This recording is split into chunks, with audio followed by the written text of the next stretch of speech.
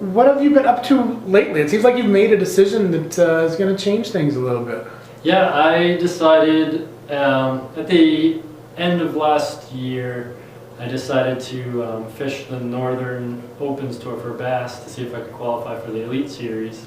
And because of that decision, I had to leave teaching just because it wasn't fair to the kids to be gone all the time, and the schedules don't coincide very well with the school year. So now I'm just fishing. I work nights some serving tables to make a little extra money, but fishing all the time and fishing as many tours as I can to make the qualification to the very top level. There's a lot of people that are really good at it, but there's a very fine line between really good at it and being able to take that next step. Last year, I think my biggest downfall was I started to, after I had a bad tournament or practice or whatever, I kind of defeated myself mentally and never got back on that confidence track.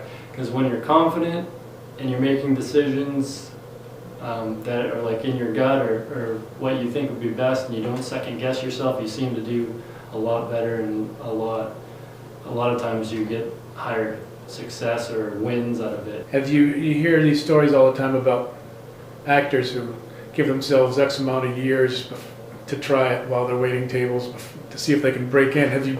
Do you have a plan of how long this is going to take? Pretty much, that's my plan, is until I can't do it and I have to regroup, and then I'll probably do it again. But hopefully it doesn't go that way. But I was the guy who I know the best from the Elite Series is Randy Howell, and he just won this year's Classic.